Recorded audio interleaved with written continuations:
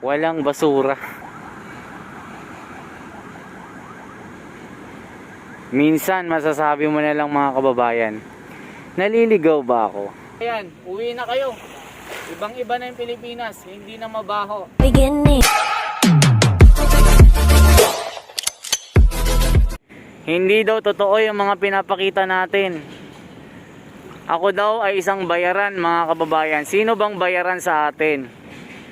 Porke ba sinusuportahan ko yung pagbabago, isa na akong bayaran? Mag-comment po kayo. Yung mga patuloy na naninira sa akin, nang babash sa akin, na isa daw akong bayaran ni Tatay Digong. Bayaran ba ako ni Tatay Digong? Kilala ba ako ng personal ni Tatay Digong? Good morning po mga kababayan, September 16 at ito po yung ating update dito sa Manila Bay. At wala pong basura. Malakas po yung ulan mga kababayan, nakakasimula po lang po kanina. Katatapos lamang po ng malakas na ulan. Pero still, malinis pa din. Nakakatuwa, akala nyo probinsyang-probinsya ito. Na-try nyo na ho bang mamasyal sa Zambales? Ganito po ang buhangin sa Zambales mga kababayan. Ayan o, may naliligo na nga dito. Kaya kahit maglakad-lakad po tayo dito, nakaka-relax yung buhangin. Walang basura. Minsan masasabi mo na lang mga kababayan, naliligaw ba ako? Parang probinsya yung kinakatayuan ko ngayon. Parang ganun, pagka pumupunta ka ng Manila Bay, mapapansin mo talaga yung refreshment na mararamdaman mo dito.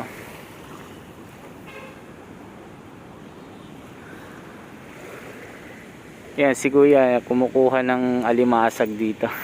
Ayan o mga kababayan, nakikita nyo po.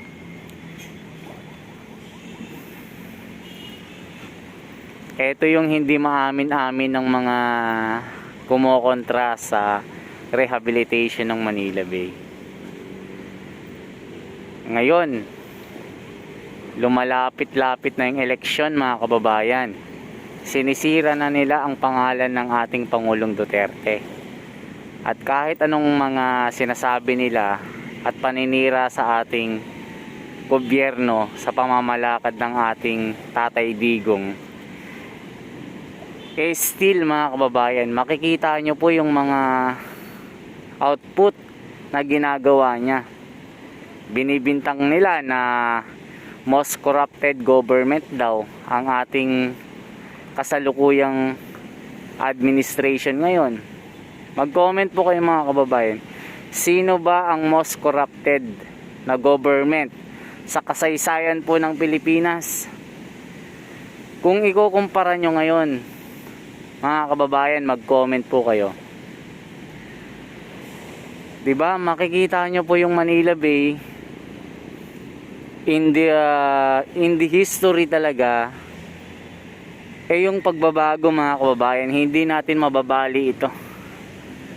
Si Kuya talagang ramdam yung kalinisan dito Si Kuya lagi na nandito yan, lagi na nag-i-stay dito at talagang naliligo everyday. Nakikita po natin. Diba? Ito pa lang mga kababayan, no? Kung hindi ba ginawa ang rehabilitation, meron ba kayong makikitang ganito? Parang wala mga kababayan. Ang makikita nyo, puro basura na nakakatakot. Akala mo talaga snatcher na mga habol sa sobrang baho. Ayan no, ang haba ng dalampasigan. Nakakaiyak mga kababayan. Hindi ko talaga mapigilan na masyak Hindi ko talaga mapigilang masyak sa laki ng transformation ng Manila Bay. Kaya yung mga sumisira kay Tatay Digong, nako, hindi kayo magtatagumpay kasi makikita nyo po sa kaliwat kanan ng mga pagbabago sa Pilipinas. Ito po ang saksi ang Manila Bay, mga kababayan.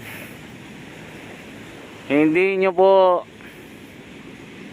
mabubulag ang mga Pilipino ngayon, kasi talagang ipapakita po natin yung mga nagawa ng ating presidente na patuloy na sinisira yung kanyang pangalan.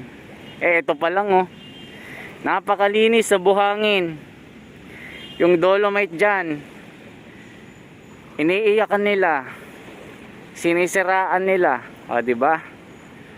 Pero hindi nyo mabubulag yung mga Pilipino ngayon sa dami ng sumisira sa ating Tatay Digong. Talaga naman, kayo na pong humusga, mga kababayan. Ang ganda dito, napakalinis.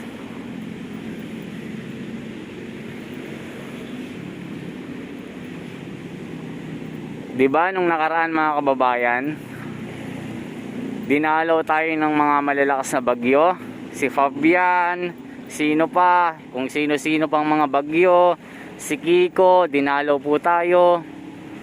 Pero still, walang mga basura. Diba? Ayan oh, wala kahit isa. Akala mo talaga nasa probinsya ka. Nakakashock ito. Ayan oh, ang linis.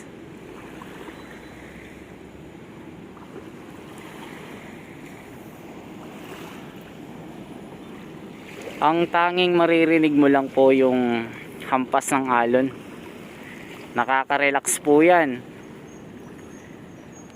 Ayan, lakad-lakad po tayo.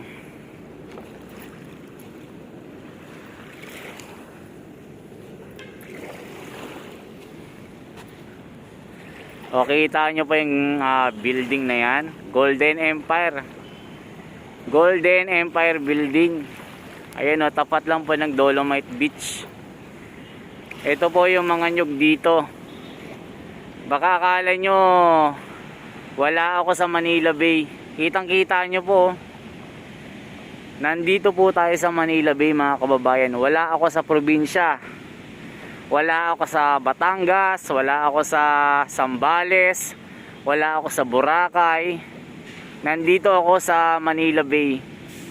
Ito pong nakikita nyong buhanginan na ito, ito po yung resulta ng paglilinis, mga kababayan. Yung iba kasi talagang ayaw maniwala eh. Hindi daw totoo yung mga pinapakita natin. Ako daw ay isang bayaran, mga kababayan. Sino bang bayaran sa atin? Porke ba sinusuportahan ko yung pagbabago, isa na akong bayaran? Mag-comment po kayo.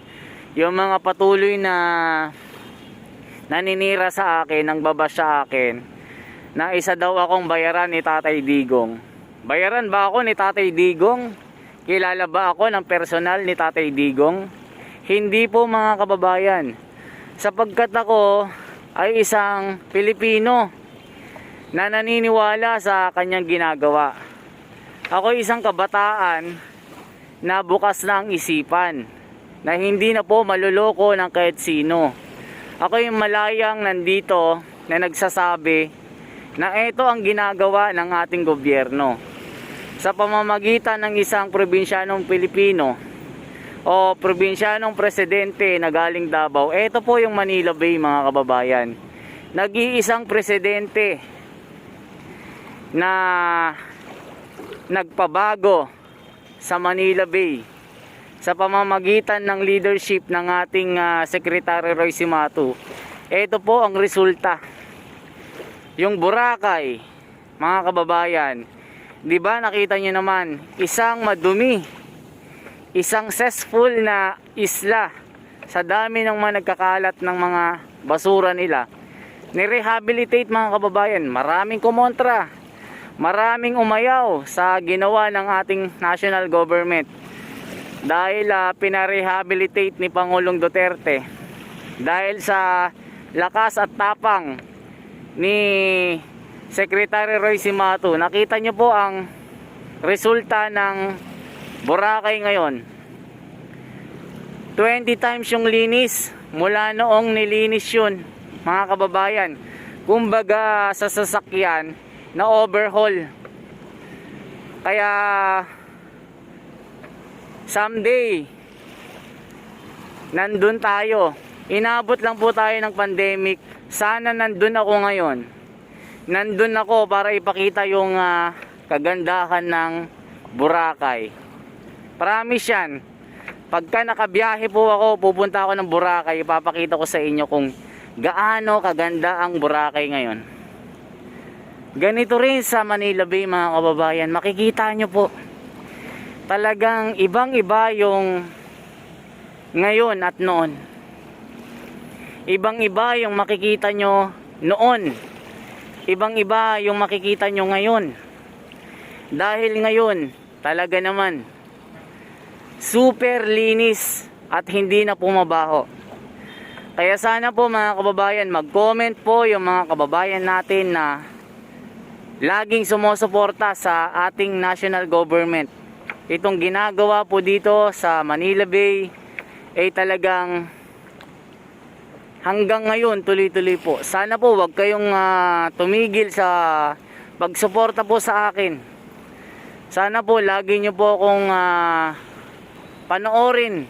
Lagi nyong i-share ang video natin para yung mga kababayan natin hindi po maligaw sa mga maling pagbabalita, hindi po ma-brainwash yung kanilang mga isipan, para pag itong napanood, makikita nila, wow, ang ganda pala ng Manila Bay, mali pala yung aking pinapanood, kaya si Esme na lang yung papanoorin ko mula ngayon.